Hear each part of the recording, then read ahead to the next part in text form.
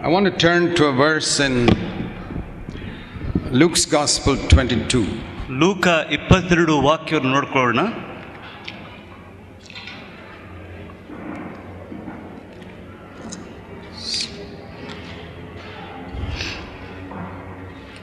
ಲೂಕ 22ನೇ ಸಂಧಿ. As young people, we must know how to overcome Satan. ಯೌವನಸ್ಥರಾದ ನಾವು ಸೈತಾನನ್ನು ಯಾವ ರೀತಿಯಾಗಿ ನಾವು ಜಯಿಸಬೇಕಾಗಿದೆ. Okay, before Luke 22, let me show you a verse in 1 John 2. ನಾವು ಲೂಕ 22 ನೋಡೋಕೆ ಮುಂಚಿತವಾಗಿ 1 ಯೋಹಾನ 2ನೇ ಸಂಧಿ ನೋಡಿಕೊಳ್ಳೋಣ. Then we'll come back. ಅವಾಗ ನಾವು ತಿರುಗಿ ಬರೋಣ. 1 John 2 verse 14. 1 ಯೋಹಾನ 2:14 ನೋಡ್ಕೊಳ್ತೇವೆ. In 13, 13ನೇ ವಚನದಲ್ಲಿ in the middle, it says, I've written unto you young men because you have overcome the evil one. ಅಲ್ಲಿ ಯೌವನಸ್ಥರೇ, ನೀವು ಕೆಡುಕನನ್ನು ಜಯಿಸಿದ ನಿಮಗೆ ನಾನು ಬರೀತಾ ಇದ್ದೇನೆ. There are different things he writes in that verse, to those who are spiritual fathers, to young men, and to those who are babies. ಅಲ್ಲಿ ಬೇರೆ ಬೇರೆ ವ್ಯಕ್ತಿಗಳು ಬರೀತಾರೆ, ಆತ್ಮೀಯ ತಂದೆಗಳಿಗೆ, ಯೌವನಸ್ಥರಿಗೆ ಮತ್ತು ಮಕ್ಕಳಿಗೆ. And the thing is written to young men is, you have overcome the evil one. ಆದರೆ ಯೌವನಸ್ಥರ ವಿಷಯದಲ್ಲಿ ಬರೆಯುವಾಗ ನೀವು ಕೆಡುಕನನ್ನು ಜಯಿಸಿದ್ದೀರಿ. And again he writes to fathers and children and young men in the next verse. ಮುಂದಿನ ವಚನ ನೋಡುವಾಗ ಮತ್ತೆ ತಂದೆಗಳಿಗೆ ಮತ್ತು ಯೌವನಸ್ಥರಿಗೆ ಬರೀತಾ ಇದ್ದಾನೆ. And again he says to the young men, because the word of God abides in you and you have overcome the evil one. ಯೌವನಸ್ಥರೇ, ನೀವು ಶಕ್ತರಾಗಿರುವುದರಿಂದ ದೇವರ ವಾಕ್ಯವು ನೆಲಗೊಂಡಿದ್ದ ನೀವು ಕೆಡುಕನ್ನು ಜಯಿಸುವರಾಗಿದ್ದೀರಿ. So both times he says the main characteristic of young people is they overcome Satan. ನಾವು ನೋಡ್ತೇವೆ, ಯೌವನಸ್ಥರಿಗೆ ಹೇಳುವಂಥದ್ದು ಏನಂದ್ರೆ, ನೀವು ಪಾಪವನ್ನು ಜಯಿಸುವರಾಗಿದ್ದೀರಿ. Now, from your own experience, you young people, give me an answer. ನಿಮ್ಮ ಸ್ವಂತ ಮಾದರಿಯಿಂದ ನೀವು ಅನುಭವ ಹೇಳ್ತಾ ಇದ್ದೀರಾ. What is Satan's greatest weapon which he uses against young people? ಸೈತಾನನು ತನ್ನ ವಿರೋಧವಾಗಿ ಯೌವನಸ್ಥರಿಗೆ ಉಪಯೋಗಿಸುವಂತ ಆಯುಧ ಏನಾಗಿದೆ? What do you think? ಏನಂತೀರ ನೀವು? Can you speak loudly that I can hear it? ಸ್ವಲ್ಪ ಗಟ್ಟಿಯಾಗಿ ಯಾರಾದರೂ ಹೇಳ್ತೀರಾ, ನಾವು ಕೇಳಬಹುದು. Pride, ಗರ್ವ, condemnation, ತೀರ್ಪು ಮಾಡ್ಕೊಳ್ಳೋದು, discouragement. ನಿರಾಶೆ. That's the answer I was looking for. ಆ ಒಂದು ಆತರ ನೋಡ್ತಾ ಇದ್ದೀನಿ. I think all these answers are right. ಇವೆಲ್ಲವೂ ಸರಿಯಾಗಿದೆ ಉತ್ತರ. Young people can be tempted to pride. ಯೌವನಸ್ಥರು ಗರ್ವ ಪಡೋದ್ರಲ್ಲಿ particularly if you are ಉತ್ತೇಜಿಸಲ್ಪಡ್ತಾರೆ. gifted or clever, ನೀವು ವರಗಳಿಂದ ಮತ್ತು ಜ್ಞಾನದ ತುಂಬಿಸಲ್ಪಟ್ಟಿದ್ದಾರೆ, ಗರ್ವ ಪಡಲಿಕ್ಕೆ ಚಾನ್ಸಸ್ ಇದೆ. good looking, ನೋಡ್ಲಿಕ್ಕೆ ಚಂದವಾಗಿದ್ದರೆ, rich, ಒಂದು ವೇಳೆ ಹಣವಂತರಾಗಿದ್ದರೆ, or got a good job, good salary, ಒಳ್ಳೆ ಕೆಲಸ, ಒಳ್ಳೆ ಹಣ ನಿಮ್ಮ ಕೈಲಿದ್ದರೆ, very easy to become proud. ನಾವು ಬೇಗನೆ ಗರ್ವ ಆಗ್ಲಿಕ್ಕೆ ಸಾಧ್ಯ ಉಂಟು. Condemnation and discouragement go together. ನಾವು ನೋಡ್ತೇವೆ, ನಿರಾಶೆ ಮತ್ತು ಕಂಡಮ್ನೇಷನ್ ನಮ್ಮ ತಗೊಂಡು ಹೋಗುವಂತದ್ದಾಗಿದೆ. That means you feel you're rotten, you're useless, you're good for nothing. ನಾವು ನೋಡ್ತೇವೆ, ನಾವು ಯಾವುದಕ್ಕೂ ಉಪಯೋಗ ಇಲ್ಲ, ನಾವು ತಿರಸ್ಕಲ್ಪಸಲು ಎಂಬುದಾಗಿ ನಾವು ನೋಡ್ತಾ ಇರೋದು. Now I believe that discouragement is one of Satan's main weapons because of this reason. ಸೈತಾನನ ಒಂದು ನಿರಾಶೆ ಮತ್ತು ಆತನ ಆಯುಧವಾಗಿದೆ. ಇದಕ್ಕೆ ಕಾರಣ ಏನಂದ್ರೆ, I know because when I was a young man, ನನಗೆ ಗೊತ್ತುಂಟು, ನಾನು ಯೌವನಸ್ಥನಾಗಿರುವಾಗ the main reason why I was defeated so many times ನನ್ನ ಜೀವನದಲ್ಲಿ was because I was discouraged. ನನ್ನ ಜೀವನದಲ್ಲಿ ಬಹಳ ಸಾರಿ ನಾನು ಸೋತು ಹೋಗಲಿಕ್ಕೆ ಕಾರಣ ಅಂದರೆ ನಾನು ನಿರಾಶೆ ಆಗಿದ್ದೀನಿ. And nobody told me that this is a tactic of Satan. ಯಾರು ನನಗೆ ಹೇಳಿಲ್ಲ ಇದು ಸೈತಾನನ ಕೆಲಸ. First get you discouraged and then he can knock you down very easily. ಮೊದಲು ಆತ ನಿರಾಶೆ ಮಾಡಿಬಿಟ್ಟು ನಿಮ್ಮನ್ನು ತಲೆ ಹಾಕಿಬಿಡ್ತಾನೆ. So if I had not got discouraged, I may not have had the next fall. ನನ್ನ ಜೀವನ ನಿರಾಶೆ ಆಗಿದ್ರೆ ಮುಂದಿನ ಕೆಲಸ ಆಗ್ತಾ ಇರಲಿಲ್ಲ. Because when you are discouraged, you become very weak. ನಾವು ನಿರಾಶೆ ಆಗುವಾಗ ಬಲಹೀನರಾಗ್ತೇವೆ. And discouragement comes because something did not work out the way you expected it to work out. ನಮ್ಮ ಜೀವನ ನಿರಾಶೆ ಯಾಕೆ ಬರ್ತದೆ? ನಾವು ಏನು ಅನ್ಕೊಂಡು ಆ ರೀತಿ ಆಗಲಿಲ್ಲ. And you expect something, it doesn't happen. ನೀವೇನೋ ಆಲೋಚಿಸಿದ್ರೆ ಆ ರೀತಿ ಆಗಲಿಲ್ಲ ಅದು. As young people we have so many expectations. ನಮ್ಮ ಯೌವನಸ್ಥರಾದ ನಾವು ನಮ್ಮ ಜೀವನದಲ್ಲಿ ಎಷ್ಟೋ ಆಲೋಚನೆಗಳಿದೆ. And earthly things mean a lot to us when we are young. ನಾವು ಯೌವನಸ್ಥರಾಗಿರುವಾಗ ಲೋಕದ ಸಂಗತಿಗಳು ನಮಗೆ ಬಹಳ ಆಗಿದೆ. I saw that in myself. I saw that in my 4 boys as they grew up also. ಆ ಒಂದು ವಿಷಯ ನನ್ನಲ್ಲಿ ನೋಡಿದನು, ನನ್ನ ಯೌವನಸ್ಥ ಮಕ್ಕಳು ಸಹ ನಾನು ನೋಡಿದನು ಬೆಳೆದವಾಗ. You know, little things like getting admission in one college you want to join. ನಿಮಗೆ ಕಾಲೇಜಲ್ಲಿ ಒಂದು ಒಳ್ಳೆ ರೀತಿಯ ಒಳ್ಳೆ ಕಾಲೇಜಿಗೆ ಸ್ಥಳ ಸಿಗಬೇಕಾಗಿದೆ. Now we all know that that college is not heaven. ನಮಗೆಲ್ಲ ಗೊತ್ತುಂಟು ಅದು ಒಂದು ಆ ಕಾಲೇಜ್ ಬಂದು ಪರಲೋಕ ಅಲ್ಲ. And if you don't get admission in the college, it doesn't mean you're going to hell. ಒಂದು ವೇಳೆ ಆ ಕಾಲೇಜಿನಲ್ಲಿ ನಿಮಗೆ ಸ್ಥಳ ಸಿಗದಿದ್ರೆ ನೀವು ನರಕಕ್ಕೆ ಹೋಗೋದಿಲ್ಲ. When you're young, that means so much to you. You want to get into that college. ಆದರೆ ನೀವು ಯೌವನಸ್ಥರಾಗಿರುವಾಗ ನಿಮ್ಮ ಜೀವನದಲ್ಲಿ ಇದು ಬಹಳ ಅವಶ್ಯ ಅನಿಸ್ತದೆ. It doesn't work out, you get discouraged. ಅದು ಆ ರೀತಿಯಾಗಿ ಆಗದಿದ್ದಾಗ ನಾವು ನಿರಾಶೆ ಆಗ್ತೇವೆ. Or something you want to do, it doesn't happen. ನೀವೇನೋ ಮಾಡ್ಬೇಕಾಗಿ ಹೋಗ್ತೀರಿ, ಅದು ಆಗೋದಿಲ್ಲ, ನಿರಾಶೆ ಆಗ್ತೀರ. Or you want to marry somebody, ನೀವು ಯಾರನ್ನೋ ಮದುವೆ ಆಗ್ಬೇಕಂತ ಇಷ್ಟಪಡ್ತೀರ, and it doesn't work out, ಅದು ಆ ರೀತಿಯಾಗಿ ಕೆಲಸ ಆಗೋದಿಲ್ಲ, and you're discouraged. ನೀವು ನಿರಾಶೆ ಆಗ್ತೀರ. So many things like this. ಎಷ್ಟೋ ಈ ರೀತಿಯಾದ ಕೆಲಸಗಳು ಇದೆ. We all know. ನಮಗೆಲ್ಲ ಗೊತ್ತಿದೆ. Just like a college is not heaven, marriage is also not heaven. ನಮ್ಮ ಜೀವನದಲ್ಲಿ ಕಾಲೇಜ್ ಬಂದು ಪರಲೋಕ ಅಲ್ಲ, ಅದೇ ರೀತಿ ಮದುವೆ ಬಂದು ಅದು ಒಂದು ಪರಲೋಕ ಅಲ್ಲ. We know that Jesus and Paul were never married. ನಾವು ನೋಡ್ತೀವಿ ಯೇಸು ಸ್ವಾಮಿ ಮತ್ತು ಪೌಲ್ ಮದುವೆ ಮಾಡ್ಕೊಳ್ಳಿಲ್ಲ. And but they were great men. Timothy was a great man of God. He was not married. ನಾವು ನೋಡ್ತೀವಿ ತಿಮೋತಿ ಸಹ ದೇವರಿಗೋಸ್ಕರ ದೊಡ್ಡ ವ್ಯಕ್ತಿ ಆಗಿದ್ರು, ಆದ್ರೆ ಮದುವೆ ಆಗಲಿಲ್ಲ. But we know all that. But still, when something doesn't work out the way we expect, we get discouraged. But ಅವೆಲ್ಲ ವಿಷಯ ನಮ್ಗೆ ಗೊತ್ತಿದೆ, ಆದ್ರೆ ನಾವು ಅನ್ಕೊಂಡ ಹಾಗೆ ಆಗದ ಕಾರಣ ನಾವು ನಿರಾಶೆ ಆಗ್ತೇವೆ. And we have to fight to overcome discouragement. ನಾವು ಇದಕ್ಕಾಗಿ ಹೋರಾಟ ಮಾಡಿ ಈ ನಿರಾಶೆಯನ್ನು ಜಯಿಸಬೇಕಾಗಿದೆ. And what happens very often when we are discouraged? ನಮ್ಮ ಜೀವನದಲ್ಲಿ ನಿರಾಶೆ ಆಗುವಾಗ ಏನಾಗುತ್ತೆ ಗೊತ್ತಾ? We begin to think we are so far from God. ನಾವು ದೇವರಿಂದ ಬಹಳ ದೂರವಾಗಿದ್ದೇವೆ. And what is the use? ಏನು ಉಪಯೋಗ? I am already fallen. ಈಗಾಗಲೇ ನಾನು ಬಿದ್ದೋಗ್ಬಿಟ್ಟಿದ್ದೇನೆ. It doesn't matter if I fall again. ಮತ್ತೆ ಬಿದ್ದರೆ ಪರವಾಗಿಲ್ಲ. I already fallen so much. ಎಷ್ಟೋ ಸಾರಿ ನಾನು ಬಿದ್ದುಬಿಟ್ಟಿದ್ದೇನೆ. And then we fall again. ಮತ್ತೆ ತಿರುಗಿ ಬೀಳ್ತೇವೆ. Because the devil has made us think, what is it? I mean, you've fallen, you're dirtied your clothes. ಸೈತಾನ ಹೇಳ್ತಾನೆ ನಮ್ಮ ಮನಸ್ಸಿನಲ್ಲಿ ನೀನು ಆಗಲೇ ಬಿದ್ದುಬಿಟ್ಟು ನೀನು ಹೊಲಸು ಮಾಡ್ಕೊಂಡಿದೀಯಾ. It doesn't matter if it gets a little more dirty. ಇನ್ನು ಹೊಲಸಾದ್ರೆ ಪರವಾಗಿಲ್ಲ. And we fall more and more and more and more. ಮತ್ತೆ ನಾವು ತಿರುಗಿ ಬೀಳ್ತಾ ಹೋಗ್ತೇವೆ. So we must know Satan's tactics. ನಾವು ಸೈತಾನನ ಕೆಲಸವನ್ನು ತಿಳ್ಕೊಳ್ಳೋದು ಬಹಳ ಪ್ರಾಮುಖ್ಯವಾಗಿದೆ. That if you are discouraged, it's very easy to keep falling into sin after that. ನಮ್ಮ ಜೀವನದ ನಿರಾಶೆ ಆಗುವಾಗ ಆಗ ತಿರುಗಿ ಬೀಳುವಂತದ್ದು ಸುಲಭವಾಗಿದೆ. But if you can overcome that one sin, discouragement, ಆ ನಿರಾಶೆಮಂತ ಪಾಪವನ್ನು ಜಯಿಸುವಾಗ there are many other sins you will not fall into. ಬಹಳ ಬೇರೆ ಪಾಪಗಳಲ್ಲಿ ನಾವು ಬೀಳಲಿಕ್ಕೆ ಸಾಧ್ಯವಿಲ್ಲ. So if by the grace of God, ಆತನ ಕೃಪೆಯಿಂದ from now on, ಇನ್ನು ಮುಂದೆ you never get discouraged, ಇನ್ನು ಮುಂದೆ ನಿರಾಶೆ ಆಗೋದಿಲ್ಲ, and you never condemn yourself. ನಿಮ್ಮನ್ನು ತೀರ್ಪು ಮಾಡ್ಕೊಳ್ಳೋದಿಲ್ಲ ನೀವು. I'm not asking you never be proud, because that may happen even without your thinking. ನಾನು ನಿಮಗೆ ಹೇಳೋದಿಲ್ಲ ಇನ್ಮೇಲೆ ನೀವು ಗರ್ವ ಪಡೋದಾಗಿ, ಅದು ಆಗ್ಲಿಕ್ಕೆ ಸಾಧ್ಯವಿಲ್ಲ. But discouragement and condemnation don't happen without thinking. ನಮ್ಮ ಜೀವನ ನಿರಾಶೆ ಮತ್ತು ನಮ್ಮನ್ನು ತೀರ್ಪು ಮಾಡ್ಕೊಳ್ಳುವಂಥದ್ದು ಅದು ಆಗ್ಲಿಕ್ಕೆ ಸಮಯ ಇದೆ. So if you decide these two things, ಈ ಎರಡು ನಾವು ತೀರ್ಮಾನ I ಮಾಡ್ಕೊಳ್ಳುವಾಗ will never condemn myself. ನಾನು ಯಾವ ರೀತಿಯಾಗಿ ತೀರ್ಪು I will ಮಾಡ್ಕೊಳ್ಳೋದಿಲ್ಲ, never be discouraged. ನಾನು ನಿರಾಶೆ ಆಗೋದಿಲ್ಲ. Like, I always say these are like two no entry roads. ಈ ಒಂದು ನೋ ಎಂಟ್ರಿ ರೋಡ್ ಹೇಗೆ ಬರುತ್ತೆ ಆ ರೀತಿಯಾಗಿದೆ. Have you seen these signs on the no entry roads? ನೀವು ಕೆಲ ದಾರಿಲಿ ಹೋಗುವಾಗ ನೋ ಎಂಟ್ರಿ ಎಂಬುದಾಗಿ ಬರೆದಿರ್ತಾರೆ. There's a down arrow in one circle. ಒಂದು ಆರೋ ತೋರಿಸ್ತಾ ಇದೆ, ತಳಗೆ ಒಂದು ಸರ್ಕಲ್ ಇರ್ತದ ಮೇಲೆ. It means you can come out of that road. ಆ ರೋಡ್ ನಲ್ಲಿ ಬರಬಹುದು. And there's an up arrow with a cross saying you can't go into the road. ಆ ಮೇಲಿರುವಂತ ಸೂಚನೆ ಇರುತ್ತೆ, ನೀವು ಆ ರೋಡ್ ಮುಂದೆ ಹೋಗ್ಲಿಕ್ಕೆ ಸಾಧ್ಯವಿಲ್ಲ. So discouragement and condemnation, these two signs are there. ಅದೇ ರೀತಿಯಾಗಿ ನಿರಾಶೆ ನಾವು ತೀರ್ಪು ಮಾಡ್ಕೊಳ್ಳೋದು ಆ ರೀತಿಯಾಗಿದೆ. You can come out but you can't go in. ನೀವು ಅಲ್ಲಿ ಬರ್ಬೋದು, ಆದ್ರೆ ಹೋಗ್ಲಿಕ್ಕೆ ಸಾಧ್ಯವಿಲ್ಲ. So please obey the traffic rules from today. ಇನ್ಮೇಲೆ ನಿಮ್ಮ ಟ್ರಾಫಿಕ್ ಕೈಕೊಂಡು ನಡ್ರಿ. And remember what I said. ನಾನು ಏನು ಹೇಳಿ ನಾನು ತಿಳ್ಕೊಳ್ರಿ. You may fall into many other sins. I'm not saying you'll get victory from tomorrow. ನೀವು ಎಷ್ಟೋ ಪಾಪಗಳನ್ನು ಬೀಳ್ಬೋದು, ಅದನ್ನು ಜಯಿಸಕ್ಕೆ ನಾನು ಹೇಳ್ತಾ ಇಲ್ಲ. But you say, Lord, I'm not going to be discouraged. ಆದ್ರೆ ಕರ್ತನೇ, ನಾನು ನಿರಾಶೆ ಆಗೋದಿಲ್ಲ. I'm not going to condemn myself. ನಾನು ತೀರ್ಪು ಮಾಡ್ಕೊಳ್ಳೋದಿಲ್ಲ. Even if I fall 10,000 times, ನಾನು 10,000 ಸಾರಿ ಬಿದ್ದರೂ ಪರವಾಗಿಲ್ಲ. I'm not going to be discouraged. ನಾನು ನಿರಾಶೆ ಆಗೋದಿಲ್ಲ. I'm not going to condemn myself. ನನ್ನನ್ನು ತೀರ್ಪು ಮಾಡ್ಕೊಳ್ಳೋದಿಲ್ಲ.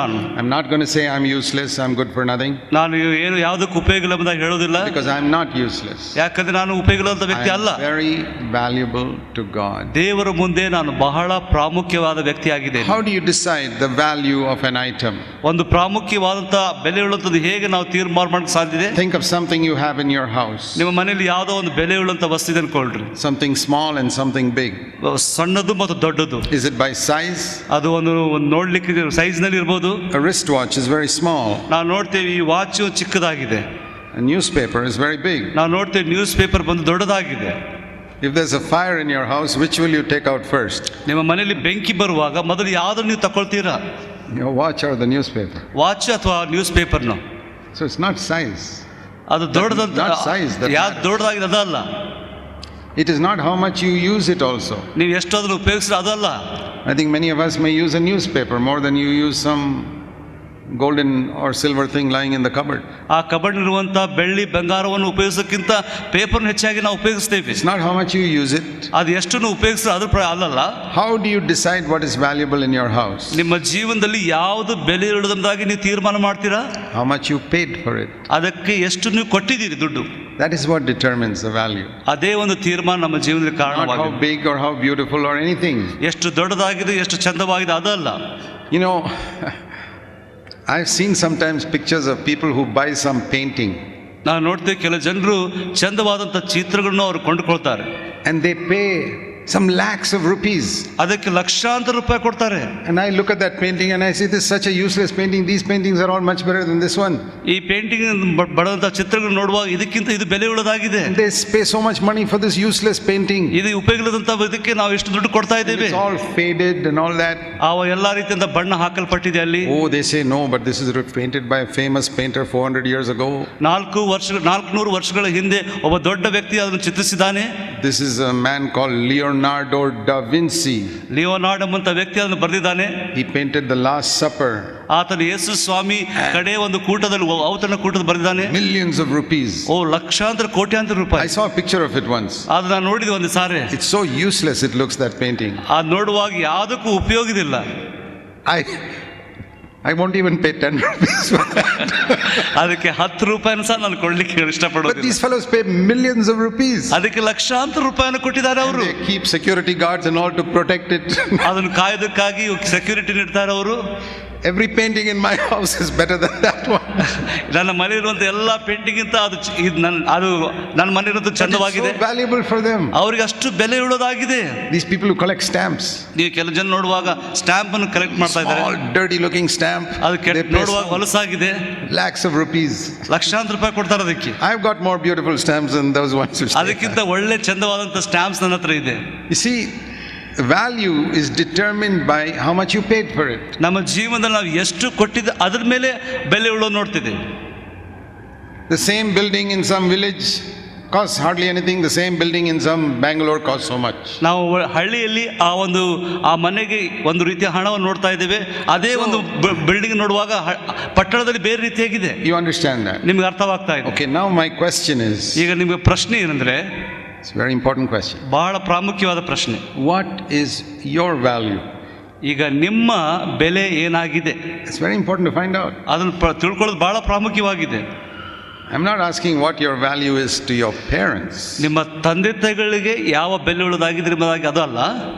Because parents can be good parents, parents can be bad parents. ತಂದೆ ತಾಯಿಗಳು ಒಳ್ಳೆ ತಂದೆ ತಾಯಿ ಇರ್ಬೋದು, ಕೆಟ್ಟ ತಂದೆ ತಾಯಿ ಆಗಿರ್ಬೋದು. Some parents can say, I'm sick and tired of this child. ಈ ಮಗನ ವಿಷಯ ನಾನು ಬಹಳ ಸೋತ್ ಹೋಗ್ಬಿಟ್ಟಿದ್ದೇನೆ. Some parents can say, oh, I love this daughter of mine so ಕೆಲವು much. ತಂದೆ ತಾಯಿ ಈ ನನ್ನ ಮಗಳು ನಾನು ಪ್ರೀತಿಸ್ತೇನೆ. I'm not asking that. ಅದನ್ನು ನಾನು I'm ಕೇಳ್ತಾ asking, ಇಲ್ಲ. what is your value to God? ಆದ್ರೆ ದೇವರಿಗೆ ನೀವು ಯಾವ ಬೆಲೆಯಲ್ಲಿದ್ದೀರಾ? Are you valuable to God or not? ನೀವು ದೇವರಿಗೆ ಬೆಲೆ ಉಳ್ಳದಾಗಿದ್ದೀರಾ ಇಲ್ಲವಾ? ಹೌದಾ? What do you think? ನೀವೇನು ಆಶಿಸ್ತೀರಾ? Why? ಯಾಕೆ? You don't know? I told you the reason just now a little while ago. ಸ್ವಲ್ಪ ಮುಂಚೆ ನಾನು ಹೇಳಿದೆ ಯಾಕೆ ದೇವರು ನೀವು ಬೆಲೆ See, ಉಳ್ಳದಾಗಿದೆ. your face may look as useless as that painting which is on that wall. ಆ ಗೋಡೆ ಮೇಲಿರುವಂತ ಪೇಂಟಿಂಗ್ ಚಂದವಾಗಿದೆ, ಅದಕ್ಕೆ ಬೆಲೆ ಉಳ್ಳದಾಗಿದೆ. Some of you look in the mirror and you say, oh no, I don't look so beautiful. ನೀವು ಕರಡಿ ಮುಂದೆ ನಿಂತ್ಕೊಳ್ಳುವಾಗ ಅಯ್ಯೋ ನಾನು ಅಷ್ಟು ಚಂದವಾಗಿಲ್ಲ ಎಂಬುದಾಗಿ. Look at me, I don't have any hair and all gray and ನನ್ನ ತಲೆ ಮೇಲೆ ಕೂದಲಿಲ್ಲ, ಆಗಲೇ ಬೆಳ್ಳಗಾಗ್ಬಿಟ್ಟಿದೆ. I was like this when I was 22. I was starting getting bald. ನಾನು 22 ವರ್ಷ ಈ ರೀತಿಯಾಗಿ ಇರಲಿಲ್ಲ ನಾನು. But my wife thought I was valuable. ಆವಾಗ ನನ್ನ ಹೆಂಡತಿ ನಾನು ಬೆಲೆ ಉಳ್ಳವನಾಗಿ ಅನ್ಕೊಂಡ್ಲು. But God thought I was more valuable. ಆದ್ರೆ ದೇವರು ಅನ್ಕೊಂಡು ನಾನು ಬಹಳ ಬೆಲೆ ಉಳ್ಳವನಾಗಿದ್ದೇನೆ. You know, it doesn't depend on your face. ಇದು ನಮ್ಮ ಮುಖದ ಮೇಲೆ ಇರ್ಲಿಲ್ಲ. You go to this man who has bought this $1 million painting. ಈ ವ್ಯಕ್ತಿ ಆ ಗೋಡೆ ಮೇಲಿರುವಂತ ಚಿತ್ರನು ಸಾವಿರಾರು ಲಕ್ಷಾಂತರ ರೂಪಾಯಿ ಕೊಟ್ಟು ಕೊಂಡ್ಕೊಂಡಿದ್ದಾನೆ. I better not tell him this is useless. I can't find anything good. ಅವನಿಗೆ ನಾನು ಹೇಳೋದು ಒಳ್ಳೇದಲ್ಲ, ಅವ್ರಿಗೆ ಅದ್ರ ಅರ್ಥ ಆಗದೆ ಹೋಗಿ. Really, honestly, I say there's nothing in it. It's useless. ಯಥಾರ್ಥವಾಗಿ ನೋಡುವಾಗ ಅದಕ್ಕೆ ಯಾವುದೂ ಉಪಯೋಗ ಇಲ್ಲ. But this chap thinks it's $1 million. He has put it in a safe and security people watching it and all. I'm amazed. ಅವನು ಗೋಡೆ ಮೇಲೆ ಇಟ್ಬಿಟ್ಟು ಅದನ್ನು ಕಾಯೋದಕ್ಕೋಸ್ಕರ ಎಷ್ಟೋ ಜನ ಇಟ್ಬಿಟ್ಟು ನೋಡ್ತಾ ಇದ್ದಾನೆ. He sees a value in it which I don't see. ಅದರಲ್ಲಿ ಇರುವಂತ ಬೆಲೆನ ಆತ ನೋಡೋ ಹಾಗೆ ನಾನು ನೋಡೋದಿಲ್ಲ. I want to tell you, ನಾನು ನಿಮ್ಗೆ ಹೇಳಲಿಕ್ಕೆ ಇಷ್ಟಪಡ್ತೀನಿ, however ugly you may look, ನೀವು ಎಷ್ಟು ಕೆಟ್ಟದಾಗಿ ಕಾಣ್ತಾ ಇದ್ರು, and however much you made a mess of your life, ನಿಮ್ಮ ಜೀವಿತದಲ್ಲಿ ಎಷ್ಟು ನೀವು ಕೆಡಿಸಿಕೊಂಡಿದ್ರು, however poor you are, ನೀವು ಎಷ್ಟು ಬಡವರಾಗಿದ್ರು, however less other believers think about you, ನಿಮ್ಮ ಬಗ್ಗೆ ಬೇರೆಯವರು ಕಡಿಮೆಯಾಗಿ ಆಲೋಚಿಸ್ತಾ ಇದ್ರು, even if brother Zach thinks you're useless, ನಿಮ್ಮ ಸಹೋದರ ಜಾಕ್ ಸಹ ನಿಮ್ಮ ವಿಷಯದಲ್ಲಿ ಕಡಿಮೆಯಾಗಿ ಆಲೋಚಿಸ್ತಾ ಇದ್ರು. that's not true, because I don't think anybody is useless. ನಾನು ಯಾರ ಬಗ್ಗೆನೂ ಬೆಲೆ ಇಳಿದನ್ನಾಗಿ ಆಲೋಚಿಸ್ತಾ ಇಲ್ಲ, ಅದು ಸತ್ಯ ಅಲ್ಲ. I have learned now to think a little bit like God. ಈಗ ನಾನು ಕಲ್ತಿದ್ದೇನೆ ದೇವರ ಹಾಗೆ ಬೆಲೆ ಇಳಿದನ್ನಾಗಿ. I won't even look at a beggar as a useless person. ಈಗ ಭಿಕ್ಷೆ ಬಿಡೋನು ಸಹ ಬೆಲೆ ಇಲ್ಲದನ್ನಾಗಿ ನಾನು ನೋಡ್ತಾ ಇಲ್ಲ. But God sees a value in you. ದೇವರು ನಿಮ್ಮಲ್ಲಿ ಬೆಲೆ ನೋಡ್ತಾ ಇದ್ದಾನೆ. You must never forget that. ಅದನ್ನು ನೀವು ಯಾವತ್ತೂ ಮರೆಯಬಾರದು. What is the reason? ಏನು ಕಾರಣ ಅದಕ್ಕೆ? It's because of the price he paid for you. ಯಾಕಂದ್ರೆ ನಿಮಗೋಸ್ಕರ ಬಹಳ ಬೆಲೆ ಆತನ ಕಟ್ಟಿದ್ದಾನ್ರಿ.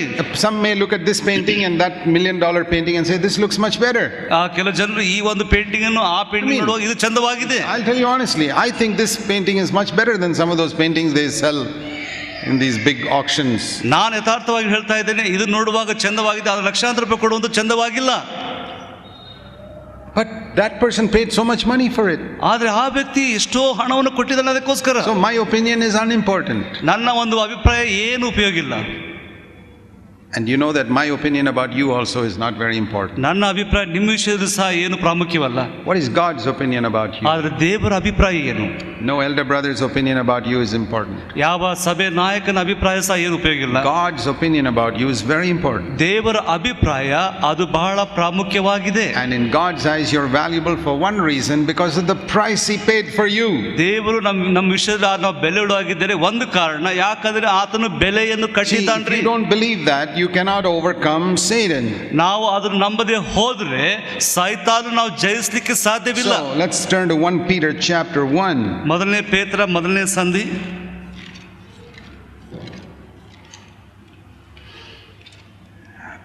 Here it says in verse 18, you were redeemed. Redeemed means you were purchased or bought in the market.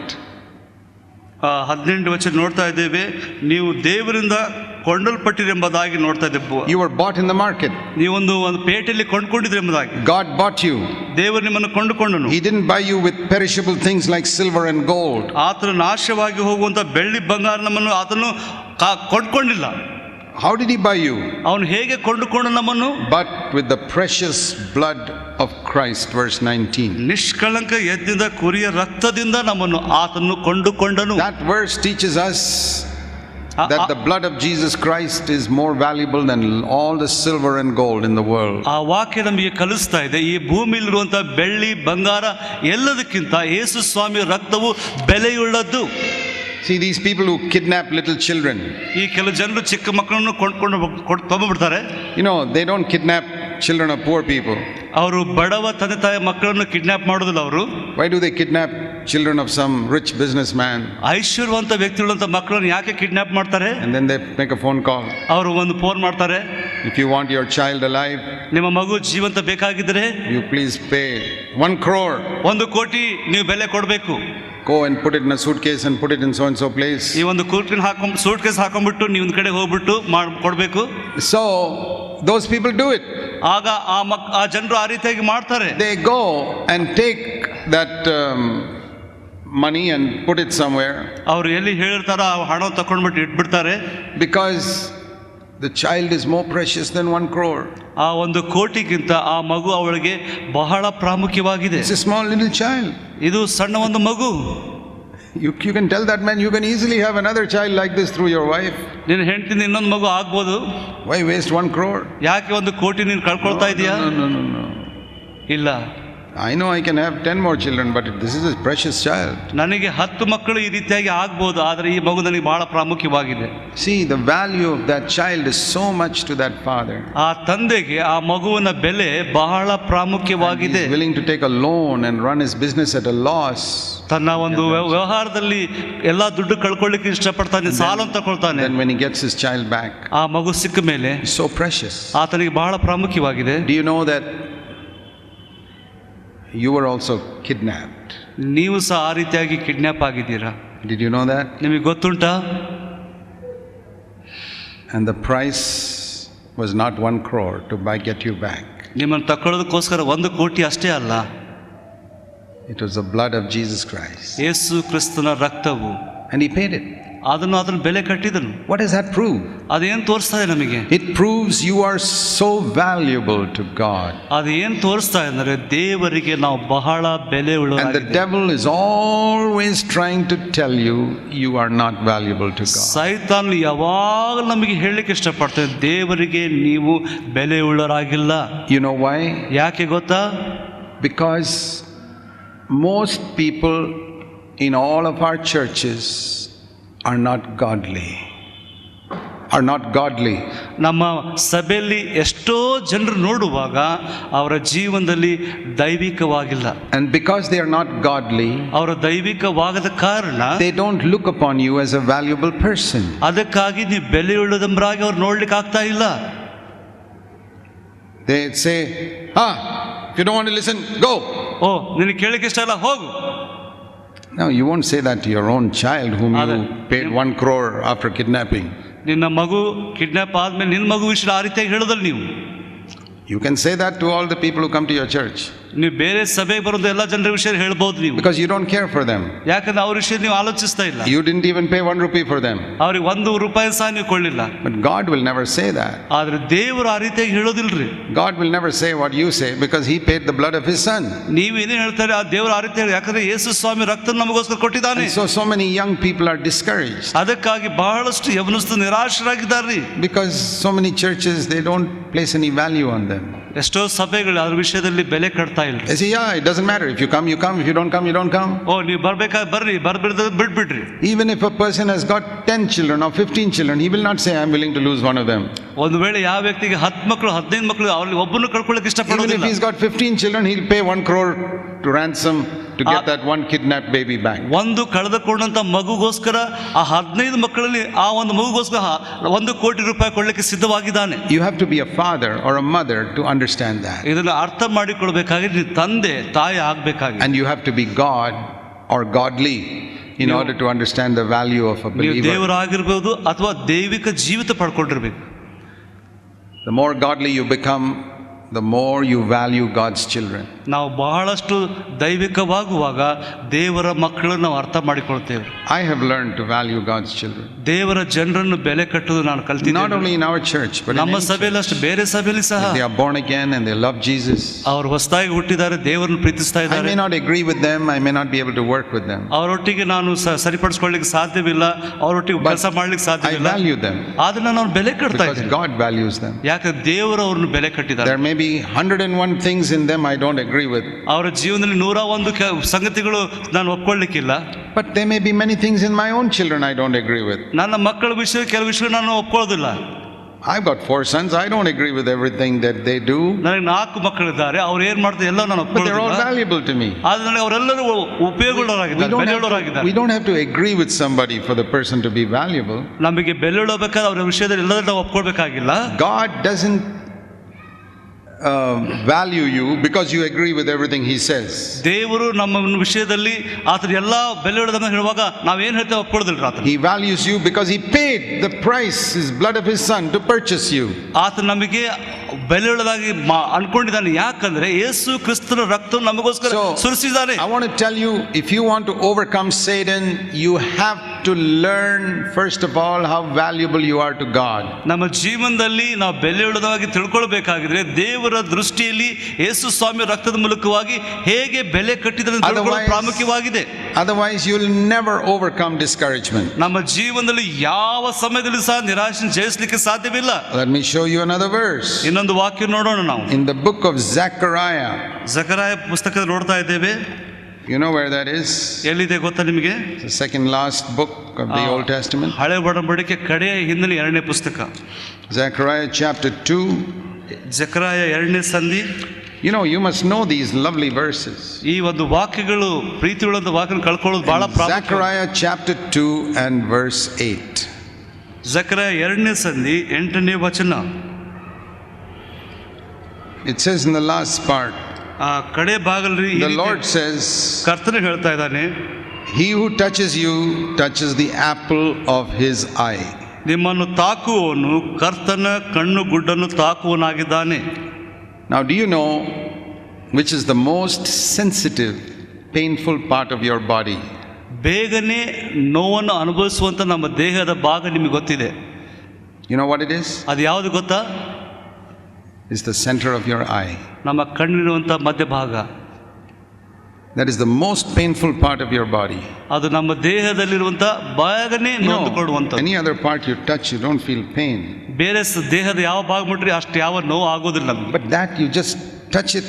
ಆ ಗುಡ್ಡೆಯನ್ನು ಮುಟ್ಟುವಾಗ ಅಷ್ಟು ಬೇಗ ನೋವಾಗ್ತದೆ. It's very painful. ಬಹಳ ನೋವಾಗ್ತದೆ. And even by touch you can hurt it. ಅದು ಸ್ವಲ್ಪ ಮುಟ್ಟುವಾಗ ನೋವಾಗ್ತದೆ. You can cause an injury. ಅಲ್ಲಿ ಒಂದು ನೋವನ್ನು ಸಹ ನೋಡಬಹುದು. So when the Lord wants to tell us how precious we are to him, ದೇವರು ನಮ್ಮ ವಿಷಯದಲ್ಲಿ ನಾವು ಎಷ್ಟು ಪ್ರಾಮುಖ್ಯವಾಗಿ ಹೇಳುವಾಗ he says, ಆತನು ಹೇಳ್ತಾನೆ, if anybody touches you, God says he's touching the apple of my eye. ಯಾರಾದ್ರೂ ನಿಮ್ಮನ್ನು ಮುಟ್ಟಿದರೆ ನನ್ನ ಕಣ್ಣು ಗುಡ್ಡೆ ಮುಟ್ಟಿದ ಹಾಗೆ ಅಂತ ದೇವರು ಹೇಳ್ತಾ ಇದ್ದಾನ್ರಿ. I say, Lord, is that really true? ದೇವರು ನಿಜವಾಗ್ಲೂ ಸತ್ಯವಾಗಿದೆಯಾ? Yeah, it's true. ಅದು ಸತ್ಯವಾಗಿದೆ. If it's true in the Old Testament, it is much more true in the New Testament. ಹಳೆ ಒಡಂಬಡಿಕೆ ಇಷ್ಟು ಸತ್ಯವಾಗಿರೋ ಹೊಸ ಒಡಂಬಡಿಕೆ ಇನ್ನೂ ಹೆಚ್ಚಾಗಿ ಹೊಸದಾಗಿ ಸತ್ಯವಾಗಿದೆ. You know, if you don't believe it, then of course you will unnecessarily be discouraged. ನಾವು ನಂಬದೇ ಹೋದ್ರೆ ಖಂಡಿತವಾಗಿ ನಾವು ನಿರಾಶೆ ಆಗ್ತೀವ್ರಿ. Some of us are not sure whether we are really God's children. ಕೆಲವು ಜನರಿಗೆ ಇನ್ನೂ ಖಚಿತವಾಗಿಲ್ಲ ನಾವು ದೇವರ ಮಕ್ಕಳೆಂಬುದಾಗಿ. You know the difference between children in an orphanage and children in your home? ನಾವು ನೋಡ್ತೀವಿ ಆರ್ಫನೇಜ್ ಇರುವಂಥ ಮಕ್ಕಳು ನಿಮ್ಮ ಮನೆಯಲ್ಲಿರುವಂಥ ಮಕ್ಕಳು ನೋಡುವಾಗ, in an orphanage there are 100 children and one ayah or somebody supervises all of them. ಆ ಒಂದು ಆರ್ಫನೇಜ್ ಅಲ್ಲಿ ಯಾವೊಬ್ಬ ಆಯಾ ಆ ಮಕ್ಕಳನ್ನು ಸುಮಾರು ಮಕ್ಕಳು ನೋಡ್ಕೊಳ್ತಾರೆ. He may clothe them, feed them, educate them, everything, but he's not their mother. ಅವರಿಗೆ ಊಟನ ಕೊಡಬಹುದು, ಬಟ್ಟೆನ ಹಾಕಬಹುದು, ಬೇರೆ ಎಲ್ಲ ಕೆಲಸಗಳನ್ನು ಆಗಲಿ ತಾಯಿ ಅಲ್ಲ ಆಕೆ. Those poor orphans grow up without any feeling of any father or mother. ಆ ಬಡ ಮಕ್ಕಳು ತಾವು ಬೆಳೆಯುವಾಗ ಆ ರೀತಿಯಾಗಿ ಬೆಳೆದು ಬರ್ತಾರೆ ತಂದೆ ತಾಯಿ ಇಲ್ಲದವರಾಗಿ. ಆದರೆ a child in a home, ಆದರೆ ಮನೆ ಇರುವಂತ ಮಗು he doesn't feel like that. ಆ ರೀತಿಯಾಗಿ ಆತನ ಅಂದ್ಕೊಳ್ಳೋದಿಲ್ಲ. An orphan is so insecure. ನಾವು ನೋಡ್ತೇವೆ ಆರ್ಫನ್ ತಮ್ಮ ಜೀವನದಲ್ಲಿ ಯಾವ ಇಲ್ಲದವರಾಗಿದ್ದಾರೆ. Orphans in that home may not sometimes sleep at night properly. ನಾವು ನೋಡ್ತೇವೆ ಕೆಲವು ಸಾರಿ ಆ ಮಕ್ಕಳು ಬಡ ಮಕ್ಕಳು ತಮ್ಮ ಜೀವನದಲ್ಲಿ ಮಲ್ಕೊಳ್ಳೋದು ಸಹ ಸಾಧ್ಯವಾಗುದಿಲ್ಲ. Supposing you go to that orphanage and you see one orphan sitting in the bed, poor 5-year-old orphan sitting afraid. ಆ ಒಂದು ಮಗು ಒಂದು ಮೂಲೆಯಲ್ಲಿ ಕೂತ್ಕೊಂಡು ಅಳ್ತಾ ಇರೋದು ನಾವು ನೋಡ್ತೇವೆ. And you ask this boy, why are you so afraid? ಯಾಕೆ ನೀನು ಭಯ ಪಡ್ತಾ ಇದ್ದೀಯ? ಯಾಕೆ ನೀನು ಮಲ್ಕೊಳ್ಳಿಲ್ಲ? He says, when I was eating dinner, I broke my plate. ನಾನು ಊಟ ಮಾಡುವಾಗ ನನ್ನ ತೊಟ್ಟೆಯನ್ನು ಮುರಿದು ಬಿಟ್ಟನು. I don't know what they'll do to me tomorrow, whether they'll throw me out of the orphanage. ಒಂದು ವೇಳೆ ನಾಳಿನ ದಿವಸ ಅವ್ರು ಏನು ಮಾಡ್ತಾರೆ ಗೊತ್ತಿಲ್ಲ, ಇನ್ನು ಹೊರಗೆ ಹಾಕ್ಬಿಡ್ತಾರವ. He's afraid. ಆತನು ಭಯ ಪಡ್ತಾ ಇದ್ದಾನೆ. But think of you, if your child broke a plate. ಒಂದು ವೇಳೆ your 5-year-old son broke a plate. 5 ವರ್ಷದ ಮಗು ತೊಟ್ಟೆಯನ್ನು ಮುರಿದು ಬಿಟ್ಟಿದ್ದಾನೆ. You think he's going to sit in the bed at night? ಆತನು ಒಂದು ರಾತ್ರಿ ತನ್ನ ಬೆಡ್ ಮೇಲೆ ಕೂತ್ಕೊಳ್ತಾನವ, ಹಾಸಿಗೆ ಮೇಲೆ. He won't even clean up the mess. He'll just go to sleep. ಅದು ಮುರಿದಂತ ವಸ್ತುನ ಬಿಟ್ಟು ಹೋಗಿ ಮಲ್ಕೊಂಡ್ಬಿಡ್ತಾನೆ. Because he knows he's loved. ಆತನಿಗೆ ಗೊತ್ತುಂಟು ನನ್ನನ್ನು ಪ್ರೀತಿಸ್ತಾರೆ ಎಂಬುದಾಗಿ. My daddy and mommy won't throw me out just because I made a mistake like that. ನಾನು ಏನು ತಪ್ಪು ಮಾಡಿದೆ ನನ್ನ ತಂದೆ ಅದಕ್ಕೋಸ್ಕರ ನನ್ನ ಹೊರಗೆ ಹಾಕೋದಿಲ್ಲ. Do you know God is like that? ದೇವರು ಆ ರೀತಿ ಎಂಬುದಾಗಿ ತಿಳ್ಕೊಂಡಿದ್ದೀರಾ? Many of us don't know that. ಎಷ್ಟೋ ಜನರಿಗೆ ಇದು ಗೊತ್ತಿಲ್ಲ. And the devil won't let you know that. ಅದಕ್ಕಾಗಿ ಸೈತಾನ್ ನೀವು ತಿಳ್ಕೊಳ್ಳಿ ಕೊಡೋದಿಲ್ಲ. Because when you know that, you'll never be discouraged again. ಆ ರೀತಿಯಾಗಿ ನಿಮ್ಗೆ ಗೊತ್ತಾದ್ರೆ ನೀವು ಖಂಡಿತವಾಗಿ ನಿರಾಶೆ ಆಗೋದಿಲ್ಲ. You say, then why does God allow us to go through so many trials? ಯಾಕೆ ನಮ್ಮ ಜೀವನದಲ್ಲಿ ಇಂಥ ಒಂದು ಸಮಸ್ಯೆಗಳು ನಮ್ಮ ದೇವರು So many ಬರ್ಮಾಡ್ತಾನೆ? difficulties. ಯಾಕೆ ಬರ್ಮಾಡ್ತಾನೆ ದೇವರು? Why doesn't God make all his children the richest people in the world? ದೇವರು ತನ್ನ ಮಕ್ಕಳನ್ನ ಈ ಭೂಲೋಕದಲ್ಲಿ ಐಶ್ವರ್ಯದೊಳಗೆ ಯಾಕೆ ಮಾಡಿಲ್ಲ? Because money actually does not help us to come near God. ಹಣ ದೇವರ ಕಡೆಗೆ ಸಮೀಪಕ್ಕೆ ಬರಲಿಕ್ಕೆ ಕೊಡೋದಿಲ್ಲ. See, we've had a church in Bangalore for 30 years now. ಈಗ ಸಭೆ ಬೆಂಗಳೂರಿನಲ್ಲಿ 30 ವರ್ಷ ಆಯಿತು. From 30 years experience, I will tell you something. 30 ವರ್ಷದ ಅನುಭವ ನಾನು ನಿಮ್ಮ ಮುಂದೆ ಹೇಳ್ತಾ ಇದ್ದೀನಿ. We have some brothers who, when they came to our church, were so poor. ಕೆಲವು ಸಹೋದರರು ಸಭೆಗೆ ಬರುವಾಗ ಬಹಳ ಬಡವರಾಗಿದ್ದರು. I've been to their home. It was 10 feet by 10 feet. They live there with their children. ಅವ್ರ ಮಕ್ಕಳೊಟ್ಟಿಗೆ 10 ಫೀಟ್ ನಲ್ಲಿ ಒಂದು room ನಲ್ಲಿ ಅವ್ರು ಜೀವಿಸ್ತಾ ಇದ್ದಾರೆ. ಒಂದೇ ಒಂದು ರೂಮ್ ನಲ್ಲಿ. That is sitting room, kitchen, everything, bedroom, everything. ಅದು ಬೆಡ್ರೂಮ್, ಅವ್ರು ಕೂತ್ಕೊಳ್ಳೋ ಸ್ಥಳ, ಅಡಿಗೆ ಮನೆ. But they've been with us for many years. ಎಷ್ಟೋ ವರ್ಷಗಳಿಂದ ನಮ್ಮೊಟ್ಟಿಗಿದ್ದಾರೆ. We've taught them to honor God. ದೇವರಿಗೆ ಸನ್ಮಾರ್ಷಣೆ ಕಲಿಸಿದೆವು. And shown them God's ways. ದೇವರ ದಾರಿಗಳು ತೋರಿಸಿದೆವು. God has blessed them. ದೇವರು ಅವರನ್ನು ಆಶೀರ್ವದಿಸಿದ್ದಾನೆ. And prospered them. ದೇವರನ್ನು ಅಭಿವೃದ್ಧಿ ಮಾಡಿದ್ದಾನೆ. It's gone well with them and their children. ಅವ್ರ ಮಕ್ಕಳೊಟ್ಟಿಗೆ ಒಳ್ಳೆದಾಗಿ ಹೋಗಿದೆ. And they have become rich. ಅವರೀಗ ಐಶ್ವರ್ಯರಾಗಿದ್ದಾರೆ. They don't live in that small house now. ಈಗ ಒಂದು ಸಣ್ಣ ಮನೆಯಲ್ಲಿ ಅವರು ಜೀವಿಸ್ತಾ ಇಲ್ಲ. They become proud. ಈಗ ಗರ್ವಿಗಳಾಗಿದ್ದಾರೆ. And then they left the church. ಅವರು ಸಭೆಯನ್ನು ಬಿಟ್ಬಿಟ್ಟಿದ್ದಾರೆ ಈಗ. Because they don't need church or God so much now. ಈಗ ಸಭೆ ಬೇಕಾಗಿಲ್ಲ, ಅವ್ರಿಗೆ ದೇವರು ಬೇಕಾಗಿಲ್ಲ. They'll go to some church because they want religion. ಅವರಿಗೆ ಒಂದು ಧಾರ್ಮಿಕತ್ವ ಬೇಕು, ಅದಕ್ಕೆ ಯಾವುದೋ ಒಂದು ಸಭೆಗೆ ಹೋಗ್ತಾರೆ. But they were much closer to God when they were in that small room. ಆ ಒಂದು ಸಣ್ಣ ಮನೆಯಲ್ಲಿರುವಾಗ ಅವರು ಬಹಳ ದೇವರಿಗೆ ಹತ್ತಿರವಾಗಿದ್ದರು. And when I see their spiritual condition, ಅವರ ಆತ್ಮೀಯ ಜೀವಿತ ನೋಡುವಾಗ, they may have cars and everything now. ಅವರಿಗೆ ಕಾರ್ ಎಲ್ಲ ಇದೆ. But I see them on their way to hell. ಅವರೀಗ ನರಕದ ದಾರಿಯಲ್ಲಿದ್ದಾರೆ. They were much better off when they were in that small room. ಆ ಸಣ್ಣ ಮನೆಯಲ್ಲಿರುವಾಗ ಅವರು ಬಹಳ ಆತ್ಮಿಕರಾಗಿದ್ದಾರೆ. That is why God does not make many of his children rich. ಅದಕ್ಕಾಗಿ ದೇವರು ತನ್ನ ಮಕ್ಕಳನ್ನು ಐಶ್ವರ್ಯವಂತರಾಗಿ Because he knows that riches have a way of taking us away from God. ಆ ಒಂದು ಐಶ್ವರ್ಯತನ ದೇವರಿಂದ ದೂರ ನಮ್ಮನ್ನು ಮಾಡ್ತದೆ. I've seen that. ಅದನ್ನ ನೋಡಿದ್ದೇನೆ. I've seen that again and again and again and again and again. ನಾನು ತಿರುಗಿ ನಾನು ನೋಡ್ತಾ Jesus ಬಂದಿದ್ದೇನೆ. said how difficult it is for a rich man to enter God's kingdom. ಯೇಸು ಸ್ವಾಮಿ ಹೇಳಿದನು, ಐಶ್ವರ್ಯವಂತನು ದೇವರ ಬಳಿಯಲ್ಲಿ ಸೇರೋದು ಕಷ್ಟಕರವಾಗಿದೆ. Many times I used to go to God and ask this question. ನಾನು ಕೆಲವು ಸಾರಿ ದೇವರ ಮುಂದೆ ಹೋಗಿ ಪ್ರಾರ್ಥಿಸ್ತಾ ಇದ್ದೇನೆ. I said, Lord, we've got 30-40 churches in India now. ಈಗ ನಮ್ಮ ಈ ಭಾರತ ದೇಶದಲ್ಲಿ 30-40 ಸಭೆಗಳಿದೆ.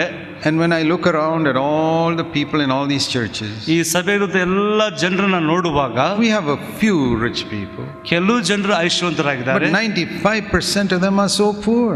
ಆದರೆ 95% ನೋಡುವಾಗ ಬಡವರಾಗಿದ್ದಾರೆ. They are wonderful brothers and sisters. ಅವರು ಒಳ್ಳೆಯ ಸಹೋದರ ಸಹೋದರಿ ಆಗಿದ್ದಾರೆ. But why have you allowed them, only the poor people, to come to our church? ಯಾಕೆ ಬಡ ಜನರು ನಮ್ಮ ಸಭೆಗೆ ಬರಲಿಕ್ಕೆ ಅನುಮತಿಸಿದೆಯಾ? Some other churches have some rich people. ಬೇರೆ ಸಭೆಯಲ್ಲಿ ಎಷ್ಟೋ ಐಶ್ವರ್ಯವಂತರು. I have been to some churches where almost everybody is a rich person. ಕೆಲವು ಸಭೆಗಳು ಹೋಗಿ ಎಲ್ಲರೂ ಐಶ್ವರ್ಯವಂತರಾಗಿದ್ದಾರೆ. And I have discovered that it's very difficult for a rich person to enter God's kingdom. ದೇವರ ರಾಜ್ಯವನ್ನು ಸೇರಲಿಕ್ಕೆ ಶ್ರೀಮಂತರಿಗೆ ಬಹಳ ಕಷ್ಟವಾಗಿದೆ. So when I go to a church and I find everybody is a rich person there, ನಾನು ಕೆಲವು ಸಭೆಗೆ ಹೋಗುವಾಗ ಅಲ್ಲಿ ಎಲ್ಲ ಶ್ರೀಮಂತರಾಗಿದ್ದಾರೆ. I don't judge them. ಅವ್ರು ನಾನು ತೀರ್ಪು But I ಮಾಡ್ತಾರೆ. have a big question mark. ಅದು ದೊಡ್ಡ ಪ್ರಶ್ನೆ ಇದೆ ನನಗೆ. Are these people really preaching the gospel in this church? ಈ ಒಂದು ಸಭೆ ನಿಜವಾದ ಸುವಾರ್ತೆಯನ್ನು ಸಾರ್ತಾ ಇದ್ದಾರವಾ? Or it's some watered down useless gospel they are preaching? ಈ ರೀತಿಯಿಂದ ಉಪಯೋಗದಂತ ಸುವಾರ್ತೆಯನ್ನು ಸಾರ್ತಾ ಇದ್ದಾರವಾ? So I'm not discouraged because we don't have rich people. ನಮ್ಮ ಮಧ್ಯದಲ್ಲಿ ಶ್ರೀಮಂತರು ಇಲ್ಲದಕ್ಕಾಗಿ ನಾನು ನಿರಾಶೆ ಆಗಿಲ್ಲ. No. ಇಲ್ಲ.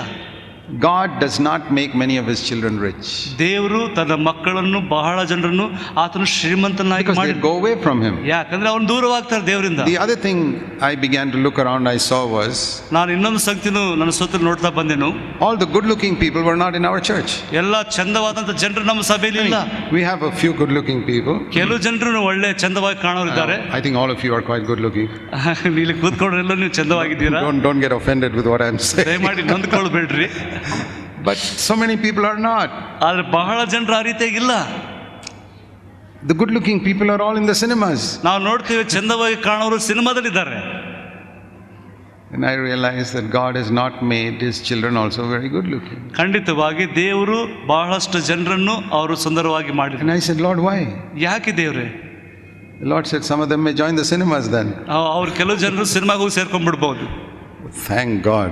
ದೇವರಿಗೆ ಸ್ತೋತ್ರ. They didn't join the cinemas because no cinema will not select them because they are not so good looking. ಅವರು ಚಂದವಾಗಿಲ್ಲ, ಆ ಸಿನಿಮಾ ಅವ್ರನ್ನ ಆರಿಸ್ಕೊಳ್ಳೋದು. ಅದಕ್ಕಾಗಿ ನಾನು ದೇವರ ಸ್ತೋತ್ರ ಸಲ್ಲಿಸ್ತಾ ಇದ್ದೀನಿ. So many things which we want. ನಾವು ಎಷ್ಟೋ ಸಂಗತಿಗಳು ನಾವು ಬೇಕಂತ ಆಶಿಸುವಾಗ God gave it to us. ಒಂದು ವೇಳೆ ದೇವರು ನಮಗೆ ಕೊಟ್ಬಿಟ್ಟಿದ್ರೆ we would go astray from it. ನಾವು ಹೋಗ್ಬಿಡ್ತೀವಿ ತಪ್ಪಿ ಭಾಗದಲ್ಲಿ.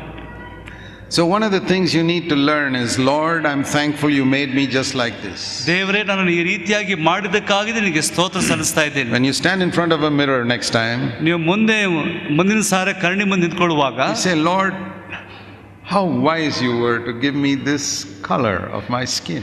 ದೇವರೇ ಇಂಥ ಒಂದು ಬಣ್ಣವನ್ನು ನೀನು ಕೊಟ್ಟಿದ್ದಕ್ಕಾಗಿ ನಿನಗೆ ಸ್ತೋತ್ರ ಸಲ್ಲಿಸ್ತಾ ಇದ್ದೇನೆ. The shape of my eyes and nose and ನನ್ನ ಮೂಗು, ನನ್ನ ಕಣ್ಣು, everything. ಎಲ್ಲವೂ ಸಹ It's also perfect. ಎಲ್ಲ ಪರಿಪೂರ್ಣವಾಗಿದೆ. The right height. ಒಳ್ಳೆ ಕಣ್ಣು. And you brought me to the right family, this small house. ಒಂದು ಸಣ್ಣ ಕುಟುಂಬ ನನ್ನ ಕರ್ಕೊಂಡು ಬಂದಿದ್ದೀಯಾ. Because of all these things, ಇವೆಲ್ಲದಕ್ಕೋಸ್ಕರ I found you. ನಾನು ಏನನ್ನು ಕಂಡುಕೊಂಡಿದ್ದೇನೆ. I didn't go astray. ನಾನು ತಪ್ಪಿ ಹೋಗಲಿಲ್ಲ. You learn to thank God for all these things. ಇವೆಲ್ಲದಕ್ಕೋಸ್ಕರ ದೇವರಿಗೆ ಕೃತಜ್ಞತಾವಾದನ್ನು ಕಲಿತೇವೆ. I'm not saying you shouldn't be rich. ನೀವು ಶ್ರೀಮಂತರ ಆಗ್ಬಾರ್ದು ಅಂತ ಹೇಳ್ತಾ ಇಲ್ಲ. God decides that. ದೇವರು ತೀರ್ಪಿಸ್ತಾನ್ರಿ.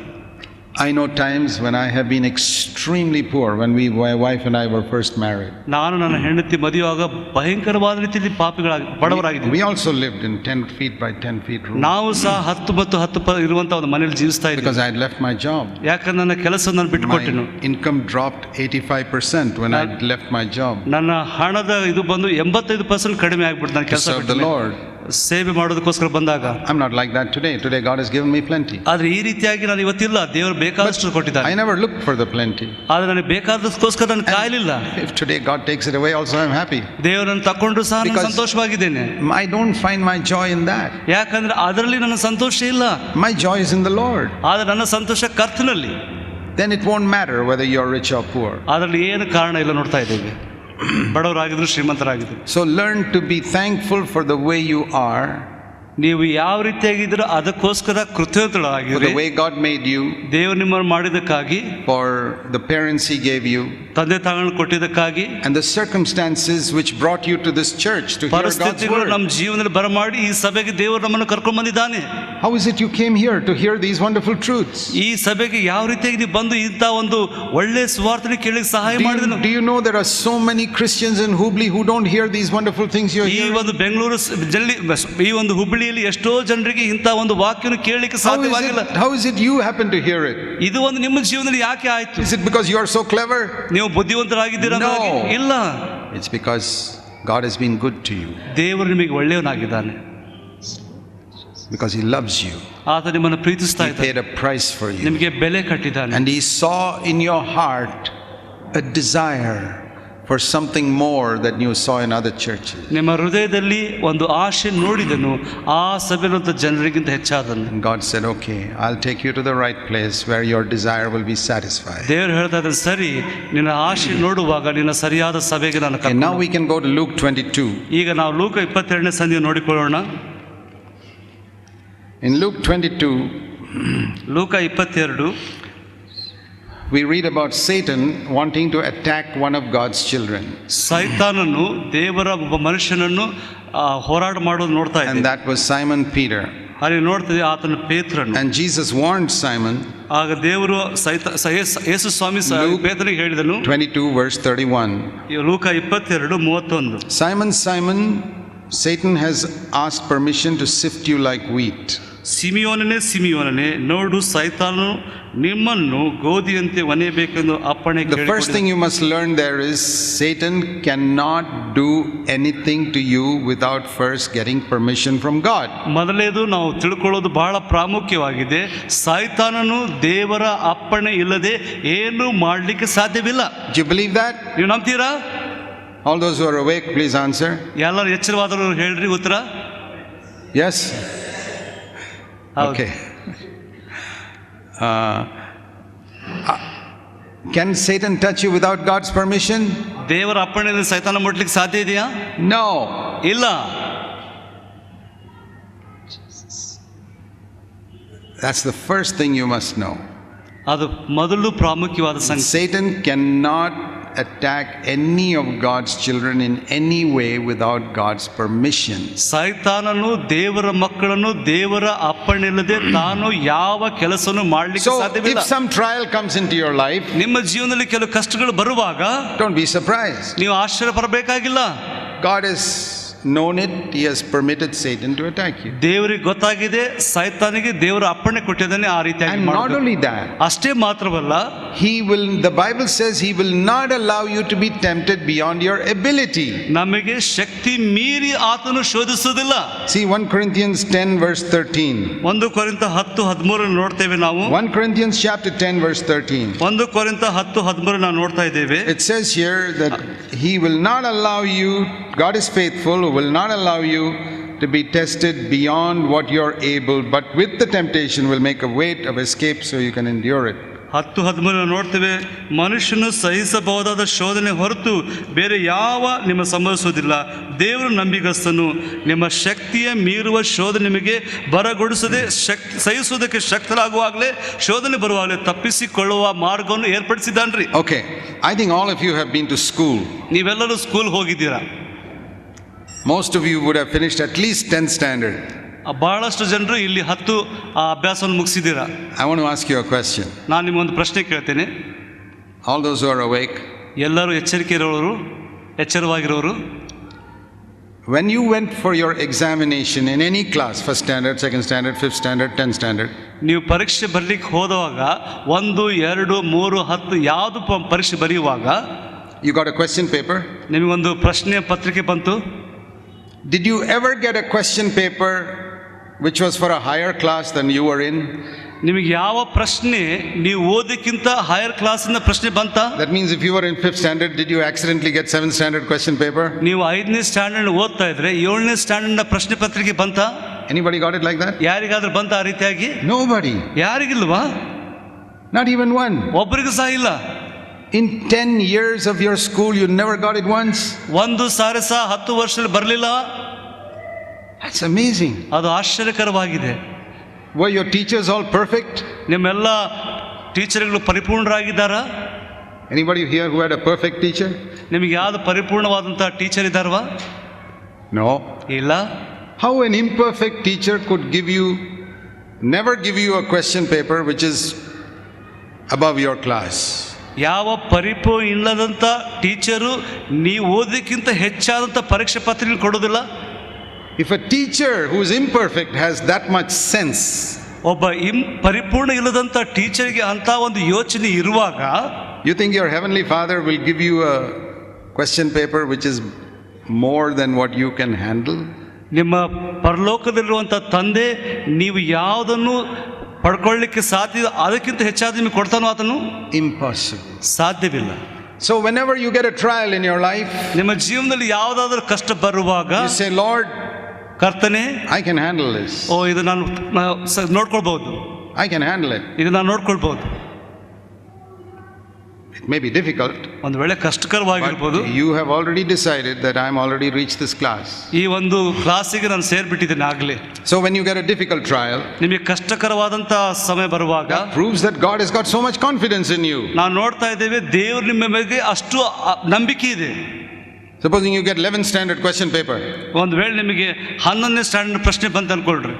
Oh, I thought I was only in 5th standard. ನಾನು ಅನ್ಕೊಂಡ್ರೆ 5ನೇ ಸ್ಟ್ಯಾಂಡರ್ಡ್ ಇದೆ. But this is 11th standard. ಈಗ 11th ಸ್ಟ್ಯಾಂಡರ್ಡ್ ಪ್ರಶ್ನೆ ಪತ್ರಿಕೆ. That means I must actually be in 11th standard. Wonderful. Praise the Lord. ಹಾಗಾಗಿ ನಾನು 11ನೇ ಸ್ಟ್ಯಾಂಡರ್ಡ್ ಇದ್ದೀನಿ. ಬಹಳ ಆಶ್ಚರ್ಯಕರವಾಗಿದೆ.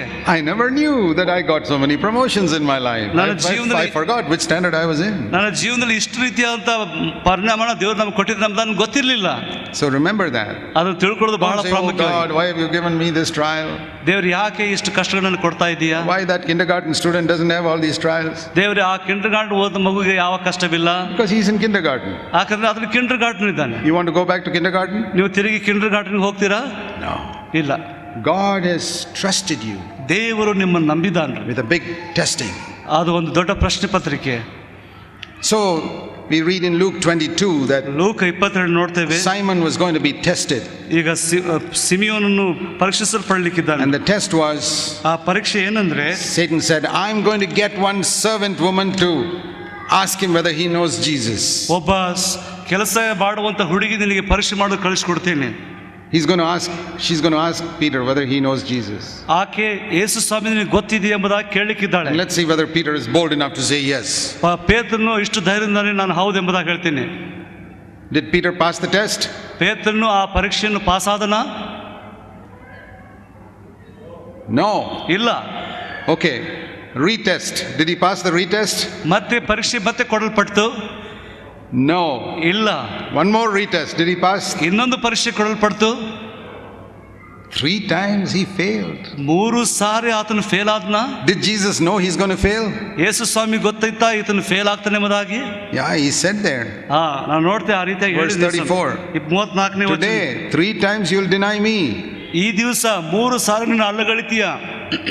So supposing you knew that somebody is going to face a severe test. ನಿಮ್ಮ ಜೀವನದಲ್ಲಿ ಭಯಂಕರವಾದ ಕಷ್ಟವನ್ನು ಅನುಭವಿಸಲಿಕ್ಕಿದ್ರೆ ಅಂತ ಗೊತ್ತು ಅನ್ಕೊಳ್ರಿ. You know, like children come to me and say, Uncle Zach, please pray for examinations. ಕೆಲವು ಮಕ್ಕಳು ಬಂದ್ಬಿಟ್ಟು ನನಗೆ ಪರೀಕ್ಷೆ ಇದೆ ಪ್ರಾರ್ಥನೆ ಮಾಡ್ರಿ. I don't pray, Lord, please help them to fail. ದೇವರೇ ಅವರು ಫೇಲ್ ಆಗುವಂತೆ ನಾನು ಪ್ರಾರ್ಥಿಸುವುದಿಲ್ಲ. No, I always say, please help them to pass. ನಾನು ಯಾವಾಗಲೂ ಅವ್ರು pass ಆಗಬೇಕಂದಾಗಿ ಪ್ರಾರ್ಥಿಸ್ತೇನೆ. Why didn't Jesus pray, Peter, I am praying for you that you won't fail? ನೀನು ದೇವರು ಯೇಸು ಸ್ವಾಮಿ ಪ್ರಾರ್ಥನೆ ಮಾಡ್ತಾ ಇದ್ದಾನೆ ನೀನು fail ಆಗಬಹುದಾಗಿ. Did he pray like that? ಆ ರೀತಿಯಾಗಿ ಪ್ರಾರ್ಥಿಸಿದನ? He didn't pray that. ಇಲ್ಲ. He said, Peter, you're going to fail. ಯೇಸು ಸ್ವಾಮಿ ಹೇಳ್ತಾ ಇದ್ದಾನೆ ನೀನು ಫೇಲ್ ಆಗ್ಲಿಕ್ಕಿದೆ ಎಂಬುದಾಗಿ. But when you fail, ಆದ್ರೆ ನೀನು ಫೇಲ್ ಆಗುವಾಗ, and you fail in the retest, ಮತ್ತೆ ತಿರುಗಿ ನೀನು and you fail in the second retest also, ಎರಡನೇ ಸಾರಿ ಮತ್ತೆ ತಿರುಗಿ ಫೇಲ್ ಆಗುವಾಗ, I'm only praying you won't get discouraged. ಆದ್ರೆ ನಾನು ಪ್ರಾರ್ಥಿಸ್ತೇನೆ ನಿರಾಶೆ ಆಗಬೇಡ. You see how wonderful, if you understand that, you learn something. ನೀವು ಅರ್ಥ ಮಾಡ್ಕೊಂಡ್ರೆ ನಾವು ಏನೋ ಕಲಿಯುವುದಿದೆ. That it is more important not to get discouraged than even to fail.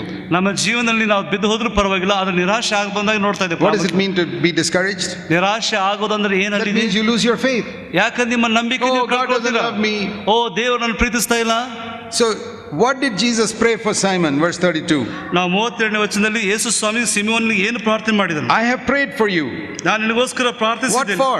ಏನು? I'm not praying that you will pass in the test. ನೀನು ಆ ಪರೀಕ್ಷೆಯಲ್ಲಿ pass ಆಗ್ತೀಮದಾಗೆಲ್ಲ You're going to fail 3 times. Verse 34. 3 ಸಾರಿ ನೀನು ಫೇಲ್ ಆಗ್ತೀಯ. 34ನೇ 32ನೇ ವಚನದಲ್ಲಿ. But I'm going to tell you, ಆದ್ರೆ ನಾನು ನಿನಗೆ ಹೇಳ್ತಾ ಇದ್ದೇನೆ, that I'm praying that your faith will still be strong at the end of that. ಅಂತ ಒಂದು ಪರಿಸ್ಥಿತಿಯಲ್ಲಿ ಸಹ ನಿನ್ನ ನಂಬಿಕೆ ಬಲವುಳ್ಳ You will ಆಗ್ತದೆ. still say God still loves me. ಓ ದೇವರು ಇನ್ನೂ ಪ್ರೀತಿಸ್ತಾ ಇದ್ದಾನೆ. So imagine if some student comes to me and says, Brother Zach, next week is my exam, please pray for me. ನಾ ಮುಂದಿನ ವಾರದಲ್ಲಿ ಸಹೋದರರೇ ನನ್ನ ಪರೀಕ್ಷೆಗೆ ಪ್ರಾರ್ಥಿಸಿರಿ.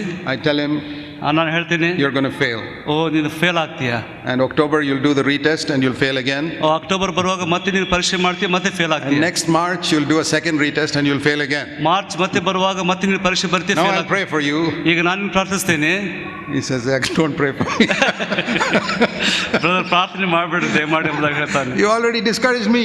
ಯಾಕಂದ್ರೆ ಈಗ ಆಗಲೇ ನಿರಾಶೆ ಮಾಡಿಬಿಟ್ಟಿದೀಯಾ. No, I'm praying that even when you fail, you'll still believe that God loves you. ನಾನು ನಿಮಗೆಗೋಸ್ಕರ ಪ್ರಾರ್ಥಿಸ್ತೇನೆ, ನೀನು ಫೇಲ್ ಆದ್ರೂ ಸಹ ನಿನ್ನ ದೇವರು ನಿನ್ನನ್ನು ಪ್ರೀತಿಸ್ತಾನೆ. Why did Jesus pray like that? ಯಾಕೆ ಯೇಸು ಸ್ವಾಮಿ ಆ Why ರೀತಿಯಾಗಿ is it ಪ್ರಾರ್ಥಿಸಿದ? written here? ಯಾಕೆ ಈ ರೀತಿಯಾಗಿ ಬರೆಯಲ್ಪಟ್ಟಿದೆ? I'll tell you why. ಯಾಕೆ ಗೊತ್ತನ್ನು ಹೇಳ್ತೀನಿ. Because most of us have failed so many times. ಯಾಕಂದ್ರೆ ಬಹಳಷ್ಟು ಜನರು ನಾವು ಬಿದ್ದು ಬಿಟ್ಟಿದ್ದೇವೆ ಬಹಳ ಸಾರಿ. Maybe not in school, ಆದ್ರೆ ಶಾಲೆಯಲ್ಲಿ ಅಲ್ಲ, but in our Christian life. ನಮ್ಮ ಕ್ರಿಸ್ತಿಯ ಜೀವಿತದಲ್ಲಿ. Yes or no? ಹೌದಾ ಅಲ್ಲವಾ? Retest, ತಿರುಗಿ ಪರೀಕ್ಷೆ, failed. ಫೇಲ್, Second retest, ಮತ್ತೆ ರೀಟೆಸ್ಟ್ ನೋಡ್ತಾ ಇದ್ದೀವಿ, ಮತ್ತೆ ತಿರುಗಿ ಪರೀಕ್ಷೆ, 10th retest, 10 ಸಾರಿ ತಿರುಗಿ ಪರೀಕ್ಷೆ, failed. ಮತ್ತೆ ಫೇಲ್ ಆಗೋದು. Then what happens? ಮತ್ತೆ ಏನಾಗ್ತದೆ? The Lord says, I'm praying that your faith will not fail. ನಾನು ನಿಮಗೋಸ್ಕರ ಪ್ರಾರ್ಥಿಸಿದ್ದೇನೆ, ನಿನ್ನ ನಂಬಿಕೆ ನೀನು That you won't ಕಳ್ಕೋಬಾರ್ದು. get discouraged there and say, oh, I'm hopeless. ಓ ನೀನು ನಿರಾಶೆ ಆಗ್ಬಿಟ್ಟು ನಾನು ಯಾವುದಕ್ಕೂ ಉಪಯೋಗ ಇಲ್ಲ. You are not hopeless. ನೀವು ಉಪಯೋಗ ಇಲ್ಲದಂತ ಜನರು ಅಲ್ಲ. 100th retest. ನಾವು ನೋಡ್ತೇವೆ 100 ತಿರುಗಿ ಪರೀಕ್ಷೆ. Doesn't matter. ಪರವಾಗಿಲ್ಲ, I am valuable to God ದೇವರಿಗೆ ನಾನು ಬೆಳ್ಳಿಯುಳ್ಳನಾಗಿದ್ದೇನೆ. because He purchased me with the blood of Jesus. ಆತನು ಯೇಸು ಕ್ರಿಸ್ತನ ರಕ್ತದ ಮೂಲಕವಾಗಿ I ಆತನು will never ಕೊಂಡುಕೊಂಡಿದ್ದಾನೆ. be discouraged. ನಾನು ಯಾವತ್ತೂ ನಿರಾಶೆ I will ಆಗಲ್ಲ. always believe ನಾನು ಯಾವಾಗಲೂ ನಂಬ್ತೇನೆ, my Father loves me. ನನ್ನ ತಂದೆ ನನ್ನ ಪ್ರೀತಿಸ್ತಾನೆ. You know the prodigal son? ನಾನು ನೋಡ್ತೇನೆ ತಪ್ಪಿ ಹೋದ ಮಗನ ವಿಷಯದಲ್ಲಿ He wasted all his father's money. ಎಲ್ಲಾ ತಂದೆ ಹಣ ಕಳ್ಕೊಂಡು He failed in 1,000 retests. He failed. ಆತನ ನೋಡ್ತೇವೆ 1000 ವಿಷಯದಲ್ಲಿ ಆತನ ಫೇಲ್ ಆದನು. Finally, ಕಡೆಗೆ he comes back ಆತನ ತಿರುಗಿ ಬರ್ತಾ ಇದ್ದಾನೆ. because of one reason. ಒಂದು ಕಾರಣಕ್ಕಾಗಿ ಬರ್ತಾ ಇದ್ದಾನೆ. He comes back because he knows his father loves him. ಆತನಿಗೆ ಒಂದು ಗೊತ್ತಿದೆ, ನನ್ನ ತಂದೆ ನನ್ನ ಪ್ರೀತಿಸ್ತಾನೆ. That's all. ಅಷ್ಟೇ, Only one thing he knows. ಅಂದೇ ಮಾತ್ರ ಆತನಿಗೆ ಗೊತ್ತಿದೆ. I can't work and repay my father all the money I wasted. ನಾನೀಗೆಲ್ಲ ಹಣ ಕಳೆದದನ್ನು ನಾನು ಸಂಪಾದಿಸಿ ನನ್ನ ತಂದೆ ಕೊಡ್ಲಿಕ್ಕೆ I can ಸಾಧ್ಯವಿಲ್ಲ. only go back and say, Dad, I'm not fit to be your son. Please put me in the servants' quarters. I get some food at least. ನನ್ನ ತಂದೆಗೆ ಹೋಗ್ಬಿಟ್ಟು ನಾನು ನಿನ್ನ ಮಗನಾಗಿ ಉಪಯೋಗ ಇಲ್ಲ, ಆದರೆ ನಿನ್ನ ಮನೆಯಲ್ಲಿ ಕೆಲಸ ಅನ್ಬಿಟ್ಟು ನಾನು ಊಟ ಕೊಡ್ತೀನಿ. He knew that his father will at least accept him as a servant. ಆತನು ಒಬ್ಬ ಸೇವಕನಾಗಿ ಕೆಲಸಗಾರನಾಗಿ ಉಪಯೋಗಿಸ್ಕೊಳ್ತಾರೆ ಎಂಬುದಾಗಿ ಆತನಿಗೆ ಗೊತ್ತುಂಟು. But when he went back, he discovered that his father's love was greater than that. ಆದರೆ ಆತನು ಹೋದ್ಮೇಲೆ ಆತನು ತಿಳ್ಕೊಂಡು ಆ ಪ್ರೀತಿ ಅದಕ್ಕಿಂತ ಹೆಚ್ಚಾಗಿತ್ತು. His father accepted him as a son ಆತನ ಮಗನನ್ನಾಗಿ ಸ್ವೀಕರಿಸಿಕೊಂಡನು and said, "Don't worry, son, it's all forgiven." ನೀನೇನು ಚಿಂತೆ ಮಾಡಲ್ಲ, ಅದಕ್ಕೆ ಕ್ಷಮಿಸಲ್ಪಟ್ಟಿದೆ. You know, God's love is much greater than we think. ನಾವು ತಿಳಿದುಕೊಳ್ಳೋದಕ್ಕಿಂತ ಹೆಚ್ಚಾಗಿ ದೇವರ ಪ್ರೀತಿ We don't understand that love. ಆ ಪ್ರೀತಿನ ಅರ್ಥ ಮಾಡ್ಕೊಳ್ತಾ It ಇಲ್ಲ. is so great. ಅದು ದೊಡ್ಡದಾಗಿದೆ. One day when we see Jesus, we will see. ಒಂದ್ ದಿವಸ ಯೇಸು ಸ್ವಾಮಿ ನಾವು ನೋಡುವಾಗ ನಾವು ಅದನ್ನ ನೋಡ್ತೇವೆ. What does faith mean? ನಂಬಿಕೆ ಅಂದ್ರೆ Faith means to believe God still loves me even though I have failed. ನಾನು ಬಿದ್ದು ಹೋಗಿದ್ರು ಕರ್ತನು ದೇವರು ನನ್ನನ್ನು Even though I have failed 10,000 times. 10,000 ಸಾರಿ ನಾವು ಬಿದ್ದು ಹೋಗಿದ್ರು. Even though the brothers and sisters in the church may not love me now. ಒಂದು ವೇಳೆ ಸಭೆಯಲ್ಲಿರುವಂತ ಸಹೋದರ ನನ್ನ ಪ್ರೀತಿ ಇವಾಗ ಮಾಡದೆ ಹೋಗಬಹುದು. They may have loved me if I was successful. ನಾನು ಒಂದು ವೇಳೆ ಜಯಭರಿತವಾಗಿದ್ರೆ ಅವರು ನನ್ನ ಪ್ರೀತಿಸ್ತಾ ಇದ್ರು. If I were a good wholehearted brother or sister, they may have loved me. ನಾನು ಮನಪೂರ್ವಕವಾದಂತ ಸಹೋದರನ ಪ್ರೀತಿಸ್ತಾ ಇದ್ರು. Because everybody in the church loves good wholehearted brothers and sisters. ನಾವು ನೋಡ್ತೇವೆ ಎಲ್ಲಾ ಸಭೆಗಳು ಮನಪೂರ್ವಕವಾದಂತ ಸಹೋದರರನ್ನು ಪ್ರೀತಿಸ್ತಾರೆ. But the wonderful thing about God is that He loves everybody. ಆದ್ರೆ ದೇವರ ವಿಷಯವಾಗಿ ನೋಡುವಾಗ ದೇವರು ಎಲ್ಲರನ್ನೂ ಪ್ರೀತಿಸ್ತಾನ್ರಿ. He hopes that you'll be wholehearted. ಆತ ನಿರೀಕ್ಷಿಸ್ತಾನೆ ನೀವು ಮನಪೂರ್ವಕ ಆಗ್ತಿರಬಹುದಾಗಿ. But if you fail, He still loves you. ಆದ್ರೆ ನೀವು ತಪ್ಪಿ ಬಿದ್ದು ಹೋದ್ರು ಸಹ ಆತ And ಪ್ರೀತಿಸ್ತಾನೆ. because He loved Peter, ದೇವರು ಪೇತ್ರನನ್ನು and Peter ಪ್ರೀತಿಸಿದ believed it, ಪೇತ್ರ ನಂಬಿದನು. he repented so much ಆತನ ಇಷ್ಟು ಪಶ್ಚಾತ್ತಾಪ that ಪಟ್ಟನು, he finally became a wholehearted brother. ಆತನ ಕೊನೆಗೆ ಪರಿಪೂರ್ಣವಾದನು. If Peter had got discouraged, ಒಂದು ವೇಳೆ ಪೇತ್ರನು ನಿರಾಶೆ ಆಗಿದ್ರೆ, gone back to his fishing, ಅವನು ಮತ್ತೆ ತಿರುಗಿ ಮೀನುಗಳು ಹೋಗಿದ್ರೆ, in fact he did get discouraged, ಆತ ನಿರಾಶೆ ಆದನು. and he went in John chapter 21 to go back fishing. ನಾವು ನೋಡ್ತೀವಿ 21ನೇ ಯೋಹಾನ ಸುವಾರ್ತೆ ನಾನು ಹೋಗಿ He ಮೀನು said, I've had enough of this being an apostle, I'm a failure. ನಾನು ಅಪೊಸ್ತಲನಾಗಿರೋದನ್ನ ಬಹಳ ಪ್ರಯತ್ನ I'm going back to my fishing. ನಾನು ಈಗ ಮೀನು ಹಿಡಕ್ಕೆ ಹೋಗ್ತೇನೆ. But he failed in his fishing also. ನಾನು ನೋಡ್ತೇವೆ ಅವ್ನು ಮೀನು ಹಿಡಿದು ತಪ್ಪು ಹೋದನು. And Jesus was teaching him, ಯೇಸು ಸ್ವಾಮಿ ಅವನು ಕಲಿಸ್ತಾ ಇದ್ನು, you will fail everywhere ನೀನು ಎಲ್ಲಾ ಕಡೆಗೆ ತಪ್ಪು ಹೋಗ್ತೀಯ unless you trust me. ನೀನು ನನ್ನ ನಂಬಿದ್ರೆ ಮಾತ್ರ. Come back.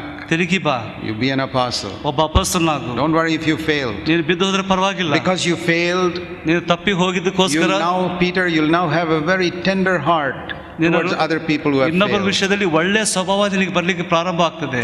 I have made so many mistakes in my life. ನನ್ನ ಜೀವನದಲ್ಲಿ ಎಷ್ಟೋ ತಪ್ಪುಗಳು I ನಾನು failed ಮಾಡಿದ್ದೇನೆ. God so many times in my younger days ನನ್ನ ಯೌವನಸ್ಥನಾಗಿರೋ ಎಷ್ಟೋ ಸಾರಿ ದೇವರಿಗೆ ತಪ್ಪಿ ಹೋಗಿದ್ದೇನೆ. that I can honestly say before God, ಆದ್ರೆ ದೇವರ ಮುಂದೆ ಯಥಾರ್ಥವಾಗಿ ಹೇಳ್ತಾ I ಇದ್ದೇನೆ, can never look down on a human being. ಆದರೆ ಬೇರೆ ವ್ಯಕ್ತಿಗಳನ್ನು ನಾನು ತಳಗಿನ ಮಟ್ಟದಲ್ಲಿ No matter how much a young brother or sister has failed, I can never look down on him. It is impossible. ಅವರು ಎಷ್ಟರ ಮಟ್ಟಿಗೆ ಬಿದ್ದು ಹೋಗಿದ್ರು ಪರವಾಗಿಲ್ಲ, ಅವ್ರು ನಾನು ತಳಗಿನ ಮಟ್ಟಿಗೆ ನೋಡ್ತಾ ಇಲ್ಲ.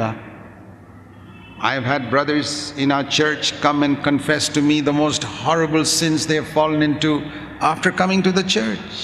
ನನ್ನ ಸಭೆಯಲ್ಲಿ ಎಷ್ಟೋ ಸಹೋದರರು ತಮ್ಮ ಜೀವನದಲ್ಲಿ ಭಯಂಕರ ಪಾಪ ಮಾಡಿ ನನ್ನ ಮುಂದೆ ಅರಿಕೆ ಮಾಡಿ ಅವ್ರ ಸಭೆಯಲ್ಲಿ ಇದ್ದಾಗಲೂ ಸಹ I have not despised them. ಅವ್ರು ನಾನು ತಿರಸ್ಕರಿಸ್ತಾ ಇಲ್ಲ.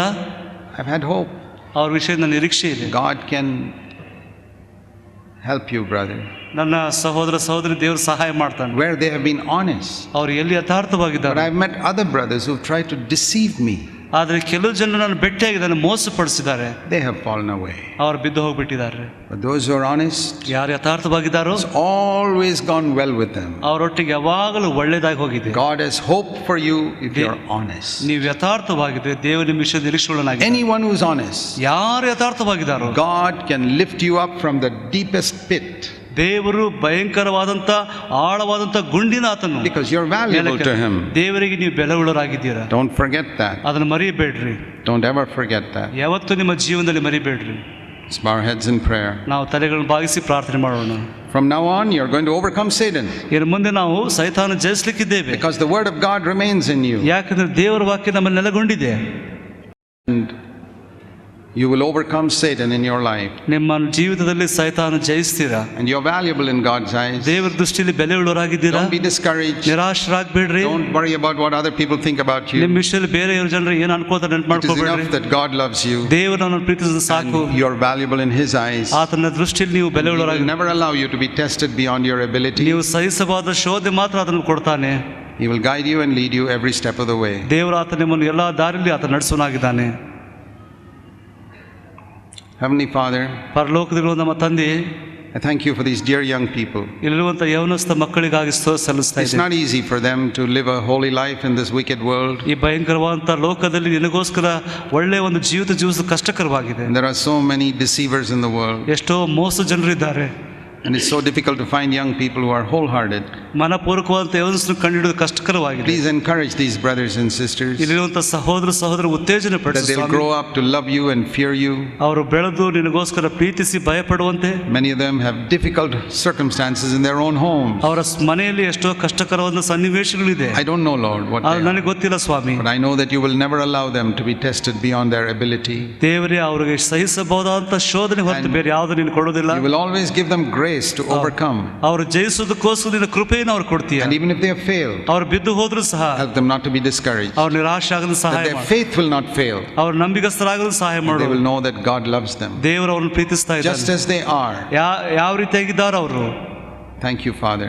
ದೇವರಿಗೆ I ಸ್ತೋತ್ರ. pray you'll raise up these young brothers and sisters to be a mighty army for you in the future. ನಿನ್ನ ಒಂದು ಸೈನ್ಯದಲ್ಲಿ ಅವ್ರನ್ನ ಒಬ್ಬ ವೀರರನ್ನಾಗಿ ಮಾಡಬೇಕೆಂಬುದಾಗಿ ಬೇಡ್ಕೊಳ್ತಾ In ಇದ್ದೀನಿ. Jesus' name. ಯೇಸು ಸ್ವಾಮಿ ಹೆಸರಿನಲ್ಲಿ. Amen. ಆಮೆನ್.